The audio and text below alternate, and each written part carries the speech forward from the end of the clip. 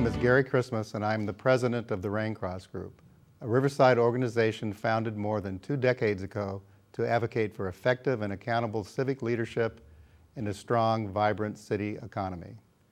For the June 2015 municipal elections, with the help of our partners, Charter Communications and the Press Enterprise, the Raincross Group is hosting a series of discussions for the candidates in Riverside City Council wards 1, 3, 5, and 7.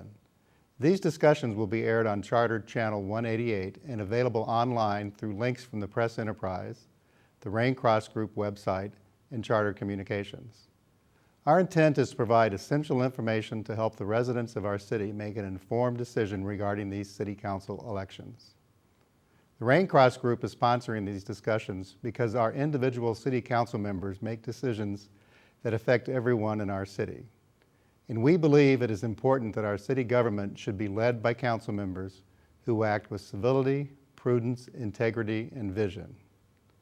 Together with our partners at Charter Communications and the Press Enterprise, the Raincross Group is providing this forum to help elevate the civic dialogue and provide insight into the views and positions of city council candidates that otherwise might not be readily accessible. We appreciate the opportunity to make this information available. This discussion focuses on Ward 1 or 7. For those of you who may not be familiar with the boundaries or features of this ward, we have prepared a short introduction. Thank you.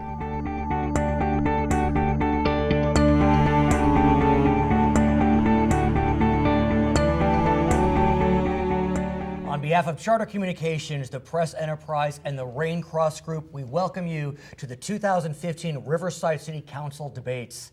My name is Brad Pomerantz, and I will be moderating the discussion between the two candidates for the City Council seat in Ward 7.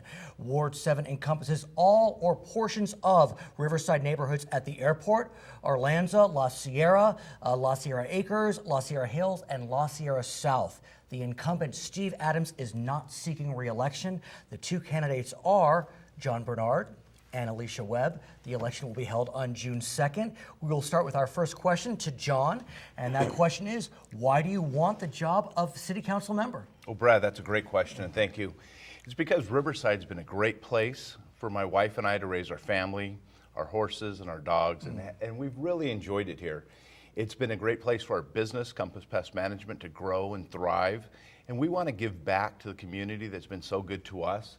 I want to make sure that we continue to protect our unique neighborhoods within the Ward 7 area, and that we continue to grow all of our community throughout the area. Okay. Alysia, why do you want the job of being a member of the Riverside City Council? Well, it is a great question to ask. I want to be part of City Council. I have lived in Riverside for over a decade now, and I currently serve as the Vice Chair for the Human Resources Board Committee, as well as the Ad Hoc Ethics Committee. Like my opponent, John Burnard, I do love Riverside too. I love La Sierra area where we live. It's growing rapidly. Development's coming, and we need to be responsible, and we need to be we need to help our community out, and we need to be able to listen to them and see what they want. You know, like John said, we need to protect our community. We have issues of crime. We have a great city, but we do have issues going on, and I really believe that it's through collaboration, inspiration, education, and motivation to bring our community together to make it a greater place to live. You mentioned development, so I'd like to ask you about the failure of November's Measure L, which means that there won't be major development in the La Sierra Hills, at least for now. Right. So my question, and we'll start with Alysia, and then we'll come to you, John, is do you think the hills should be developed? And if so, what is the most appropriate way to do that? Or do you believe that there's a feasible way to preserve the land as open space that doesn't depend so much on a landowner's generosity? Well, that is a great question, and Measure L, of course, was a huge debate in our community, and it was defeated. The hills do need to be protected, and as I've been walking the streets with talking to the residents, development's coming, we know that, but can we stick 1,900 homes there? Absolutely not. That wasn't even on City Council's radar when I was speaking to City Council members about Measure L. I would like to see the land protected. I would like to keep it how it is in its natural state. That's why I moved to Riverside, is for the beauty of the hills. Norco is the same way. So when we talk about development, we have to do it feasibly, we have to do it economically, and we have to do what's right for Ward 7, and we have to have a community dialogue about it. We have to be able to talk about it. We have to all agree on it because we're all living here. And I don't know about Mr. Bernard, but I'm staying here until until they call me to go home. I'm staying here in Riverside. So, John, same question. Absolutely. Well, I think that La Sierra's got a long history of liking its open space. With our Prop R and our Measure C, we have, as a community as whole, protected that. In 2004, I actively opposed, at that time, 750 homes going down on Rancho La Sierra lands. And in 2014, Measure L, I was part of the fight that prevented that from passing. We need to continue that fight. We need to continue to make sure that our open space is preserved. One of the things I want to do with the La Sierra Hills is open that up to an opportunity where we can raise funds, whether it be through land conservancy, private investors, and we start to look at ways to buy that land so that the landowner can sell it, do what he wants to do with it, but we turn it into open space. The area down along the river bottom, we have a golden opportunity to turn that into ranch-style homes. Currently, it's zoned for approximately 165 houses. If we look at that and we turn it into a ranch-style community, that community will spread south through the La Sierra Acres, bringing the value of our community and our homes up for all of us throughout La Sierra, Ward 7, Arlanza, La Sierra Acres. It's a great option, it's a great opportunity, and we need to seize that opportunity. I think it's fair to say that during this debate, our friends, your friends in Norco, were a bit apoplectic about Yes. this situation. And so I want to ask as a follow-up to both of you, how would you work as a council member in Riverside to improve relations with sister cities, including and especially Norco, who has a rooting interest in the La Sierra Hills? that's a very good question. I was just having this discussion the other night at a community meeting that I was Sure. attending because we were talking about the importance of not only Norco, but Eastvale and Jurupa Valley.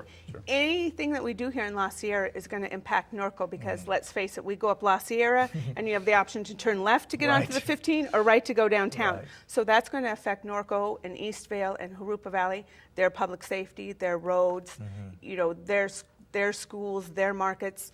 It's good, it can bring revenue to us, but once again, we have to be responsible and we have to be feasible and we have to look at things like traffic impact, Right. public school impact, our public safety impact. All of those things are highly impacted and we have some budget issues going on, so we have to be responsible. And like I said, for me, my belief is collaboration. We have to collaborate with all communities. What we do here in Ward 7, Ward 5, Ward 1 is going to affect the whole city as a whole. John? It's a great question, Brad. Thank you. I've been working close with Kevin Bash, Norfolk Sure. Councilman, and he told me the other day that he honored us with a sister city through the Norfolk Council for the La Right. Sierra equestrian area. And if and when I have the opportunity to be on City Council, I look forward to actually reciprocating with that because we have got a great relationship. As I talked about, the opportunity to bring that equestrian lifestyle home to La Sierra Acres is really actually an important part of our community. Norco's got the Silver Lakes Equestrian Center that is being developed and built. Norco, for the most part, is built out.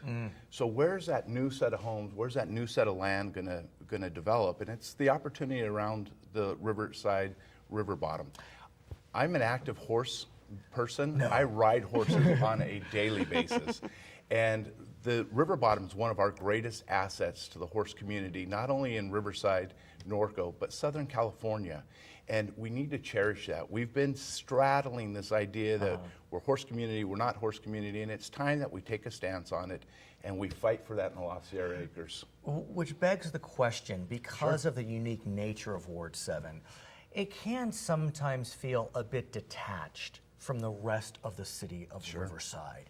So I'll start with you, John. How would you, as a member of the City Council, try to create a sense of unity with all city neighborhoods while keeping the unique nature of Ward 7, but creating that unity?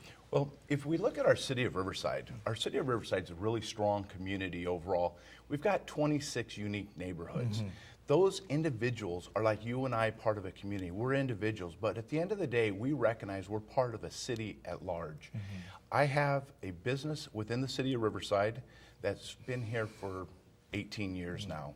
I'm part of the Chamber of Commerce. I'm part of our business community. So, for example, last night we had a event downtown in Riverside. We were able to have discussions and conversations with the folks that you traditionally see working the downtown and the business community there. But I'm also the guy with the boots on the ground here in La Sierra, living a lifestyle of horse ranching. And that brings me a unique ability as a business person to work with our downtown sectors, our City Councilman Jim Perry, Chris MacArthur, which are supporters of my campaign, as well as the community at large in La Sierra that I've been part of for the last couple of decades. So I bring a unique ability to bridge that. Alysia? Well, Steve Adams, our current council member, did a great job at saying we are the gateway to Riverside, right? Right when you get off the 91, we are at Ward 7's the gateway to Riverside. And I have been working closely with La Sierra University. They really want to come out and start collaborating with the community and get out of their shell, so to speak. So I would like to see all the universities, UCR, La Sierra, and Cal Baptist, come together and start to develop community programs, mentorship programs, training programs with the local businesses so that we all come out and we know our neighbors, whether I live down by Doty Trust Park or I live, on the other side of Ward 7. Once again, it's all about community and collaboration and getting our neighbors to know each other. Mr. Burnard and I participated in something called Neighbor Fest at La Sierra University, and it was a great opportunity to meet neighbors that you don't meet because we live down here and they live down there. So communication and collaboration, I think, is really the key. So along those lines, I want to ask you, and remember we're at a debate sponsored by Raincross, so I think this question's apropos. How do you define leadership? And what does successful city leadership look like to you? We'll start with you, Alysia. Successful leadership in the city looks to me, you have to be able to walk the walk and talk the talk, right? So I need to be able to I can't have all the answers to all your questions. I can't promise you everything. You can't come to me and say, fix this, and I can say, yes, I can fix it. But what a strong leader does is have the ability to be the voice for the rest of the people in the community. When I'm out walking and talking to my residents, I tell them, I'll be one voice on City Council, but I want to be the facilitator for your voice.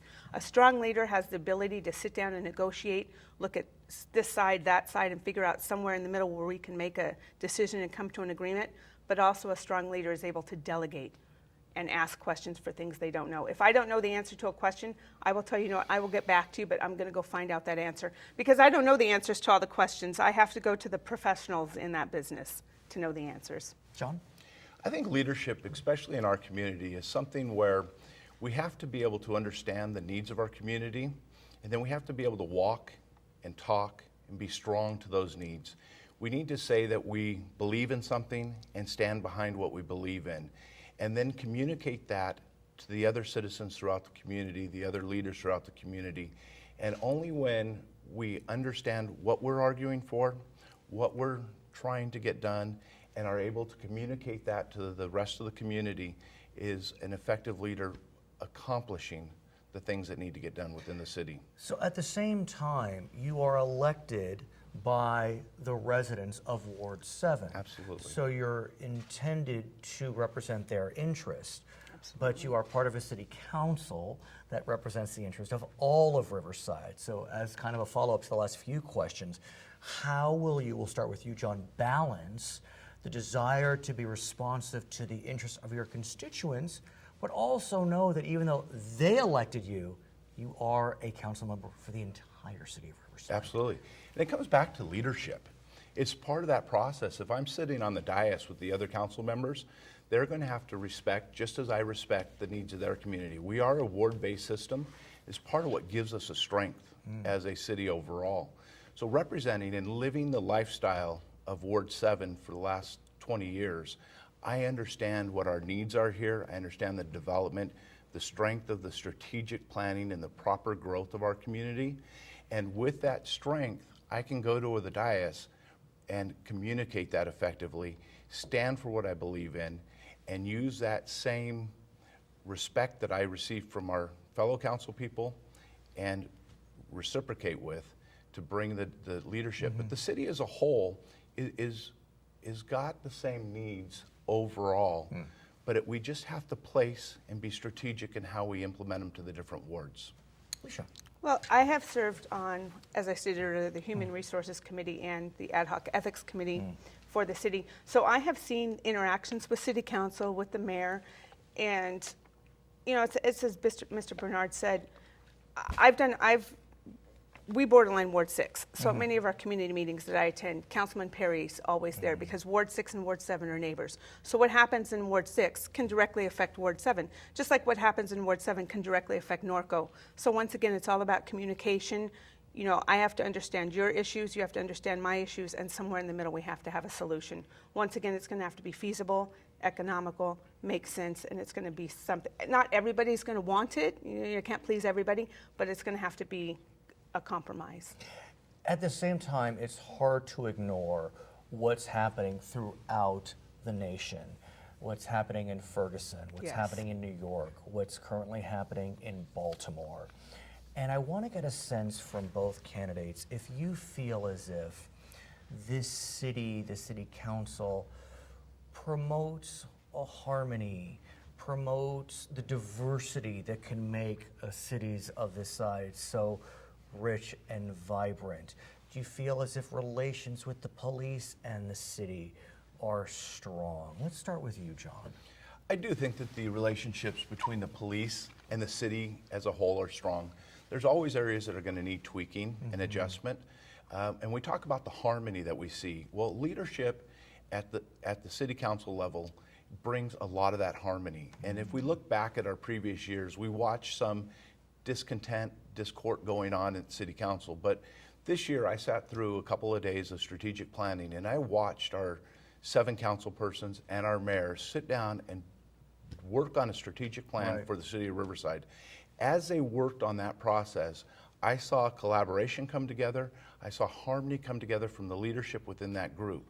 And it's very interesting when we recognize that we have common goals, common direction, how much closer we start to grow as a community. And I think that's going to be one of the things that I can bring to the table that's very strong, is enhancing the relationships between the stakeholders of all the different groups. I've got a great relationship with Chief Diaz and the under command of the From Riverside Police Department. Riverside Police Department. I'm endorsed by the Riverside Police Officers Association, the Firefighters Association. So I will continue to work and build relationships there that enhance our community and deliver to our community. Alysia. Well, I have sat in on several community meetings that they're having lately on strategic planning for the next 5 years for the police department. And I have an excellent working relationship with Diaz as well, and the new lieutenant. And what I think is very positive about the police force is that they're willing to work with the community. They come out and they want to hear what the community input is for the strategic plan for the next 5 years for the police department. We have a police oversight commission, we have the human relations commission.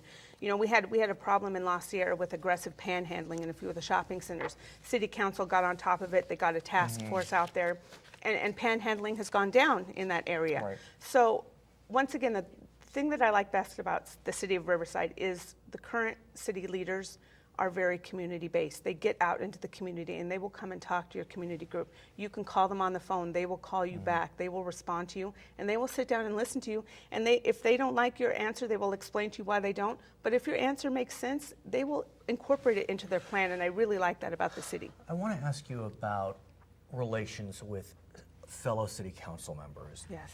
I think it's fair to say that in prior years, Riverside was known for its collegial atmosphere among city council members. Lately, and I'm not really sure why, it does seem as if there's a bit of dissension between council members. I mean, it's not the worst, don't get me wrong, it's still Riverside, we're still ladies and gentlemen here, but you know what I'm saying. It's not like it had been, where it was really a very collegial atmosphere. My question, and I'll start with you, Alysia, is do you agree with me? You may not. And if you do, what would you do to bring back that sense of genteelness that we've seen in the past? Well, I think we'll just bring the white elephant out in the room, right? So we're talking about last year where they had problems with Councilman Davis and Councilman Subaru, which was born out of that, the Ad hoc Ethics Committee, which I sit on. So what we take a look at the Ad hoc Ethics Committee is just be nice to one another, right? Let's be nice to one another. So what in my opinion, what happened is there was an old regime with the old city manager, and people didn't get along, and it just got a little heated, and it didn't get resolved probably in the best possible way that it could be. But in my dealings with the current city council, I see that it's getting better. I see relations are getting better and getting reestablished. There's still the little, issue with the whole thing that happened last year, but as a city council, we're not all going to agree on everything and all the time. But when you don't agree with someone, you need to sit down and say, you need to explain your anger and not express your anger, right? I can be mad at you, and I can sit down and explain to you why I'm angry at you, and that's going to diffuse the situation and get to a solution much quicker than if we're just bickering back and forth and don't want to, run out of the sandbox and I don't want to play. So I think that the relationships are getting better. Okay, John. Well, yeah, I think Alysia hit it right on the nail. Last year, 2014, we did see a lot of bickering going on and taking place. I think it's different than just saying that, you guys please be nice to each other. I think that's where the strategic planning took place, where the common vision, the common goal starts to take place.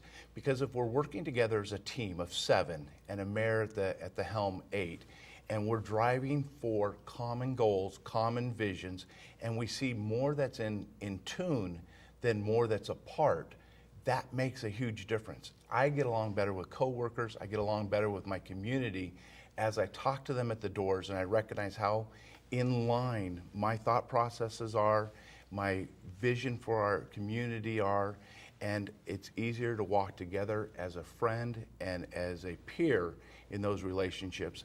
And we need to bring the same thing to the city council. I am a business person within the community. I build relationships, and the relationships I bring to the city council are strong now, and I look forward to improving those. I currently work very closely with Councilman MacArthur, Councilman Gardner, Councilman Perry, and our Mayor Bailey. So those will just continue to be strengthened and will build the relationships. There's no question that the men you just mentioned, the other members of the city council, both past and present, work tirelessly at their jobs. Yet, the Riverside City Council is considered a part-time position. Yes. This is a city of over 300,000 people. It is the center of the county. One could argue it is the center of the Inland Empire. I don't know if our friends in San Bernardino would agree, Okay, but we be won't that tell as it may. We're the county seat. Hey, right, yeah. So I wonder if you would support a move to designate council members full-time positions and have the pay be commensurate with that full-time status. We've had this question before, and it would be something to take a look at. It just depends on the overall budget. For me, when you run for city council, obviously I'm not running for city council for the money. I think that when you run for city council, for me, it's because I want to serve my community. I think Mr. Burnard would agree with me on that. When I sat down with Councilman Adams, he was telling me, what it takes to be a city councilman. 60 to 80 hours a week, 135, 300 emails a day. So definitely you don't do it for the money, you do it for the service. But that's something to look at. Of course, it is full-time, so pay should be commensurate with your time. But you need to look over, once again, economically and feasibly, and is it what the people want? And, I just can't sit here and say yes or no. I have to look at it as a whole. Sure. I look at the city council as an opportunity to serve my community. And I think one of my challenges with politics in general is that we have career politicians. It needs to be the business owner, the people in the community that step up to deliver services and offer services to the community. So I absolutely oppose a pay increase for city council. I think it should be based on a desire to serve the community, do 1, 2, maybe 3 terms, and move on and let another great community member take place. Do I agree it's a full-time job? Absolutely. Do I honor the fact that I look forward to giving full-time service to the community? Absolutely. But at the same time, sir, some people may not have the financial wherewithal to run for city council because the pay is not commensurate with a full-time position. And so, are you limiting the group of people that then can run after you? Because, look, to live on $40,000 a year is difficult. Other people may not have positions that can supplement that income. And so I want to get a sense from you, if I may.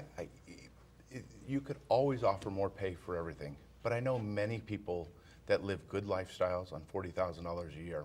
Maybe not the highest lifestyles, but again, I want to see somebody that's successful, that's developed a position where they're ready to lead the community, not looking for a job, not looking for an income source.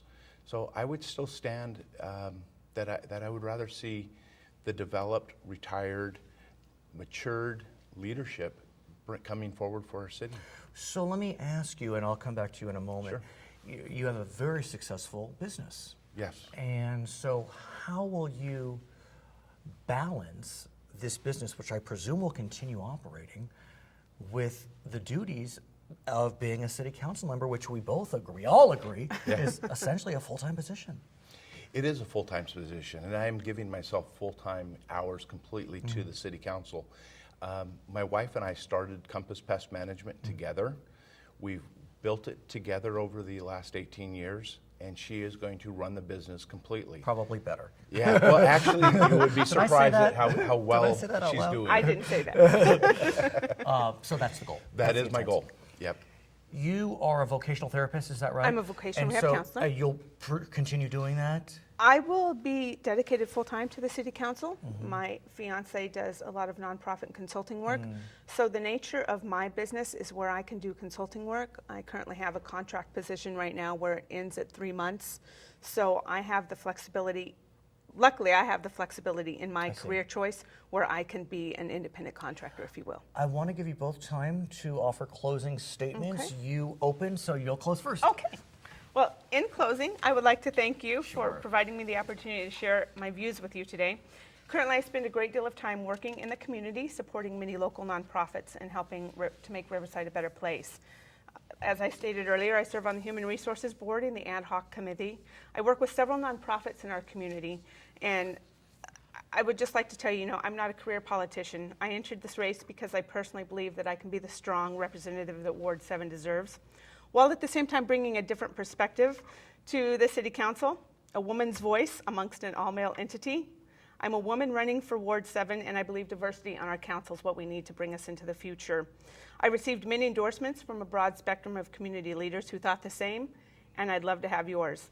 I ask you now, vote for Alysia Webb for Ward 7 and send me on to City Council so I can continue to serve you, my friends and my neighbors, by offering a strong voice for Riverside's greater La Sierra community. I'd like to thank you for taking part of this democratic process today. Thank you. John. Thank you. Thank you, Brad. Sure.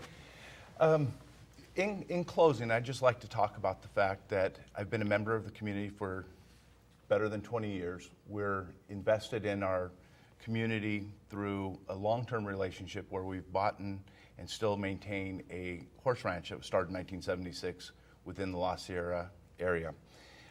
My priorities are ensure that our city protects its unique neighborhoods and that we start to fulfill the promises that we've made to our community with getting streets paved, trees trimmed, sidewalks, curbs, gutters. These are things that improve the quality of life within our community. As I've talked about the important issues that I bring forward to our community, I've been fortunate enough to be endorsed by our Riverside Police Officers Association, Riverside Firefighters Association, current Councilman Steve Adams, retired Councilwoman Laura Pearson Densmore, Robert McComber, past councilman from the 70s, so we go way back, Mayor Loveridge, Mayor Bailey, and it's the leadership that I bring forward that will give us the opportunity to grow La Sierra, to bring the things to La Sierra that we need. And to do that, I need your vote on June 2nd. So please support me to support our community. Thank you. Thank you. I want to thank you both for joining us. You both did an outstanding job, and I remind our viewers, you are looking at the next council member Yes, you are. from Ward 7. One of these two people will be joining the Riverside City Council, but they'll only join it if you vote. And of course, the election is on June 2nd. Thank you again both for joining us. Much. On behalf, Thank you so much. on behalf of Charter Communications, the Press Enterprise, and the Raincross Group, my name is Brad Palmer. We thank you so much for joining us on the 2015 Riverside City Council debates.